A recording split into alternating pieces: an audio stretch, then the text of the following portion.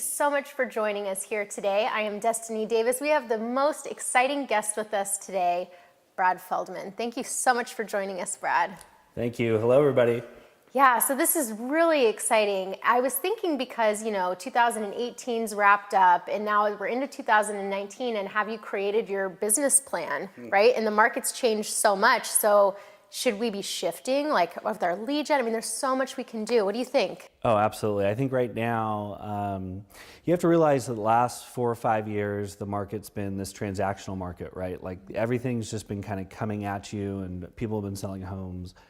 I think right now, more than ever, you need to really, really, really work on your business plan and get back to like the core fundamentals of selling real estate. Keep it core, Brad Feldman. Keep it core with Brad Feldman. That's amazing. So what does that look like? Like when you say keep it core, like what are the basics? What are the fundamentals? I know you teach that. I listen to your calls. And if you're not listening to Brad's calls at 8:30 Monday through Friday, right? Monday through Friday. You really should be, because they're amazing. I get little nuggets in there all the time. Yep. But what does that look like? So I think the first thing is you have to realize how you want to go about this business. So you have to have a plan. Okay. You have to base a plan on something that's going to excite you when you wake up every day. You have to pick a plan of action based on something that you enjoy. If you enjoy it, then you're going to do it, right? You're going to be more willing. I'm really getting back to the fundamentals of real estate, right? So the fundamentals are simple prospecting, follow-up, and converting, okay? But you have to find things of prospecting, I think, that are going to be beneficial to you. For example, if you're going to do open houses and you're going to make a goal to do 50 open houses in a year, make sure you have a plan to approach each open house. Make sure you have a purpose behind each open house. Okay. And follow the plan. Follow the plan every single time that you approach that open house. So purposeful prospecting is what I'm hearing you say.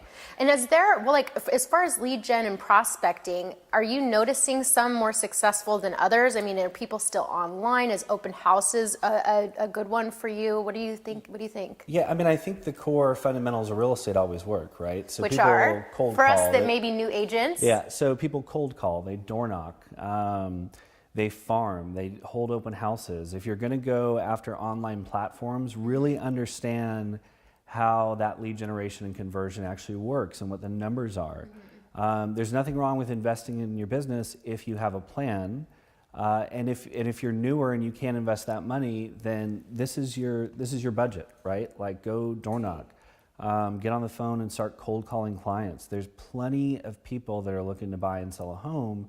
You have to put yourself in a position to just get in front of them. It's that simple. And then you've got to practice the fundamentals of learning, understanding scripts, dialogues, and ultimately how to take a conversation, convert that to an appointment, get a contract, negotiate a contract to get it into escrow, and then you get a paycheck. It's a 5-step sales process. So the 5-step sales process, that actually sounds amazing. So that's step 1.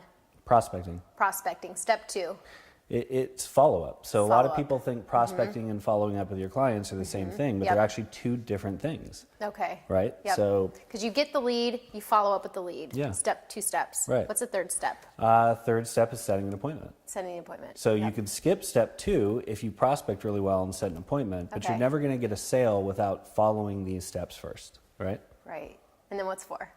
4 is then getting a contract. So if you get to an appointment, now you can get a contract. Whether it's a listing appointment or a buyer consultation, your goal is to get a client under contract. Make sense? And then what's the 5th? The 5th Closing the is deal? then you get into escrow. Escrow. And then actually the 6th, there's a hidden 6th, which Hidden is 6th. you get to close escrow and collect a paycheck. Nice. Right? Yes. But the 5 steps are critical because most people, they're on step 4 or 5 and not realizing that they've got to do all the footwork in between to get there. Right.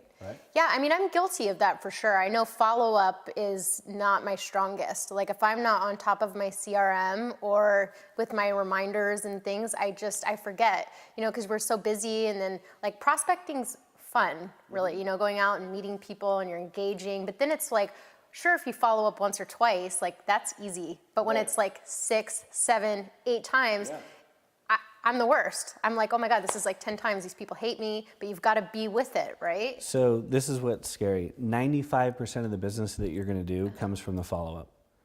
And the agent that follows up the most, in it doesn't matter if it's real estate or any industry, when it comes to sales, the person that follows up the most, the salesperson that follows up the most is going to win. So the sweet spot is that most people are converted between the 12th and 16th follow-up, right? And most agents actually give up after 2 or 3 times, like you just said. Did you just say 12th and 16th? Absolutely, yeah. Yeah. Wow. I have people that I'm selling homes to, Wow. and I have agents on my team that have prospects that they've been following up with for 12 to 18 months, sometimes 2 years. I've converted people that I've been following up for 4 years. Wow. So if you don't have a plan for follow-up, if it's not scheduled, purposeful, and in your calendar, Yep. you're making a huge mistake. And I always say, prospecting is like a blanketed approach, right? It's very spray and pray, shotgun. It doesn't matter what you do to prospect, as long as you're getting leads in the funnel. But your follow-up needs to be very calculated. It needs to be very well thought out. It needs to be very targeted in the approach, because now that you're following up those prospects, if you just call them up and say, hey, Destiny, I'm curious, are you ready to sell your home? That's kind of meaningless to get that person to call you back. Right. But if you call that prospect up and say, hey, Destiny, I just sent you a market update for your neighborhood. Your neighbor's house just went on the market for $1.5 million. Yep. And it went into escrow within 3 days. I think it's a good time to sell yours. Call me back. I have a better shot of getting you to call back, or if I get you on the phone, engaging you in that conversation. Wow. Because I'm bringing value in my follow-up. Wow. Right? Yeah.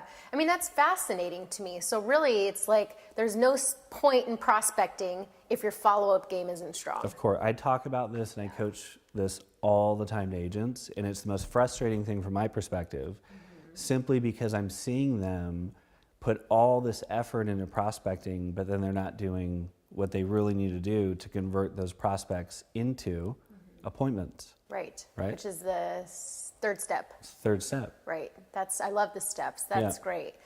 That's amazing. I mean, I just think that that's so powerful. And if we can, I would love to talk a little bit deeper about follow-up, because you're really like, my mind is just blown right now with this whole 12 to 16 steps. And it sounds like you really need a thoughtful plan of how you do that. So is it just touches? Like that you're email blasting? Are you calling? Like, what are you doing? So say you have, you're a brand new agent, you're new to the game, you go door knocking with your feet, you're not afraid of the door, you get like 4 people to answer. What do you do? So you get 4 people to answer, and you determine that one of those wants to sell a home. Okay. The first thing you got to figure out is the timeline. What is their timeline to when they want to transact? When do they want to sell a home? Then your follow-up is based on that timeline. So if someone says to me they're 3 months out, I'm going to follow up with them in 4 to 6 weeks. I'm going to cut the time in half. Right? If they say they're a month out, I'm going to call them out in about 2 weeks. I'm typically looking for people that are going to transact in 2 to 4 weeks. Right? Those are the people that get my attention, they get my time.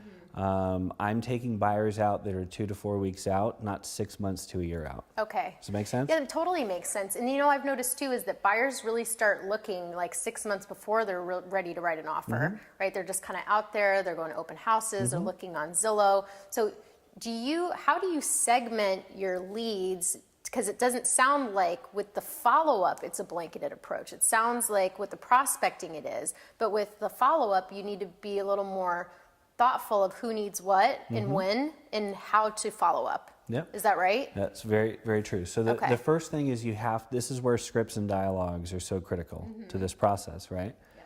You have to understand how to qualify someone, to know how to put them in your CRM or whatever system you use to follow up with your leads, right? Because part of the qualification and qualifying a prospect is understanding their timeline, where they want to go, their motivation. If you're working with a buyer, have they been pre-approved? That's very critical. People don't get in my car and I don't go show them property if they haven't been pre-approved. So pre-approved by a lender, do you want to see proof of funds, or do you have your own lender, or is their lender good? So typically I try, even if they have a lender, I try to refer them out to one of my lenders. Okay. Because the people that I work with are the people that I trust. That I think can help them the best, right? And if they have a good lender, I'm fine with that.